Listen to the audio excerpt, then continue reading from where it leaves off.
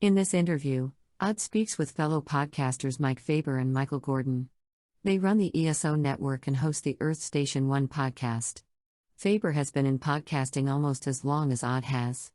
Michael Gordon is a talented comic writer. He created the Tiki Zombie comic based off his love/addiction to tiki art. Both men are great hosts and awesome guests. Odd and the guys ended up running for almost 2 hours. I guess this is what happens when you let 3 podcasters talk together. You guys picked 5 numbers beforehand. These should be rapid fire fairly quickly. Faber, we're going to go through your 5 first. Uh-oh. What is something you don't mind paying more money for? Music. Makes sense? Yeah. Live music. Totally.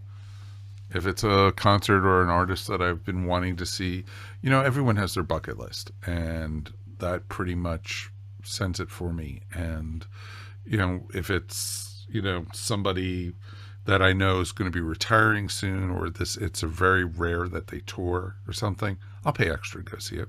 We just booked tickets to go see the B-52s because it's their final tour, and they're doing now the final 3 shows here in Atlanta, and we busted our butt to get tickets for the Saturday show because we thought that was the last one, and today they announced the Sunday show, so for their final to the B-52s. No.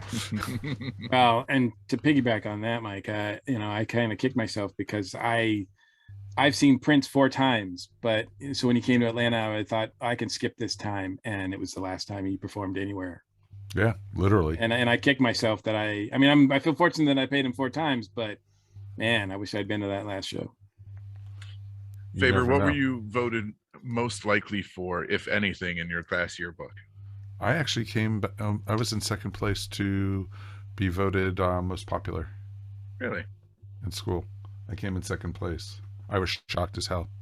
More people knew me than I ever even knew, and more people liked me in school than I ever thought so. And I hated high school. I hated with a passion because I always felt like I was the individual. I was the one who stood out because I liked cool music, and I didn't hang out with the jocks. I didn't hang out with the freaks. I didn't hang out with the, even the geeks and stuff like that, or the nerds as they called them. I didn't hang out. I hung out with myself and just a select few friends, and that was it. But I found out I was voted second. I came in second place for most popular in the yearbook. Awesome. So, which activities make you lose track of time? Podcasting. It's like my wife just literally texted me, "Are you coming down for dinner soon?" It's like, oh crap, it's almost 9:00. And so podcasting. We used to, for Earth Station 1, we literally start at 7:30 on Monday nights, and there were times in the past where we've gone past midnight recording and everything, and just time flies when you're doing the show and everything, and we still edit it down to 90 minutes or to an hour, 2 hours. It's pretty awesome when we could do that. So what's the weirdest smell you've ever smelt?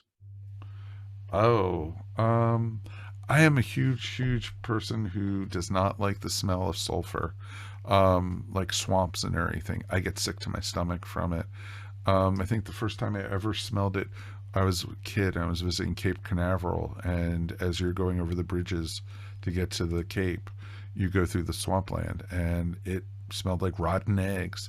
And to this day, I can't even be around eggs all that much because of it. And I just I can't stand the smell of runny eggs or eggs that are cooking because it just reminds me of that, and it turns my face green. But at least the plus with it is if we ever have a gas leak, I know I'm the first one who catches it in the house. I don't like the smell of popcorn, so I understand. Ooh.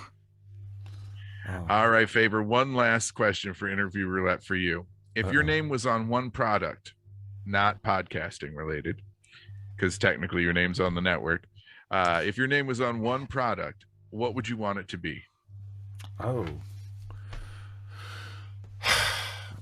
Probably a screenplay. I would want to see, some kind of screenplay,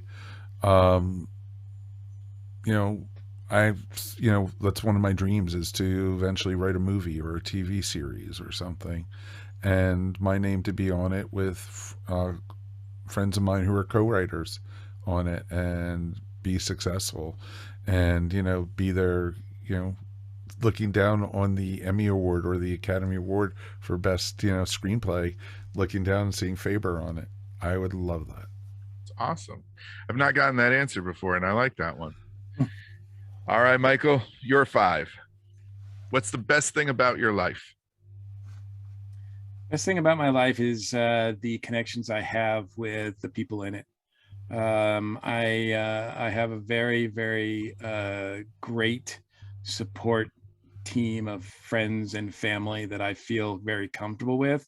I go through my hardships just like everybody else, but I don't usually have to worry about getting too far down, because I've got a number of people here that are more than capable of lifting me up, and I appreciate them so much. And I know other people who are not as fortunate, that do not have that support structure in place, and I wouldn't wish that life on anybody. Understand completely. What used to scare you as a child? Oompa Loompas. Still do, actually. They still do. I was going to say, we just had that talk on the podcast the other day. Wait, the old school ones or the old school ones? Yeah, the Deep new Roy ones. ones. The Deep Roy ones don't. Yeah, that's nothing compared to you give me a green skin, an orange skin, green haired little dude that's like singing about my unfortunate guilty pleasures like that. That is a nightmare. That's nightmare fuel. And I would literally, there were other things like, The Wizard of Oz flying monkeys, or other things in other movies that scared me as a kid. But those guys, I would run out of the room screaming. The visual and the audio together just terrified me, and they still give me chills. What's the worst smell you've ever smelled? Ooh, I was thinking, wow, I hope I don't get that question. I'm pretty sure I'm not going to get that question, because I didn't say any numbers that he did. No, because so Faber actually got weirdest smell, but he went with worst. So if you got worst, if you want to go with weirdest. No. I guess it would be I don't know. The worst smell. I think that smells that I don't like the smell of the ocean. I don't have anything against the ocean, but I cannot stand that salty, deep ocean smell. I cannot stand it. You're not supposed to be inhaling underwater, right? Yeah, well, and that's what she said. Yeah, there's that. I know it's just nobody likes the smell of feces, but damn, when you have as many pets as we've had, it's just nice to not have to smell that on a regular basis. I have a cat, and I swear it's the worst smelling thing on the face of the planet when they take a dump. Yeah, I've got we'll say multiple cats.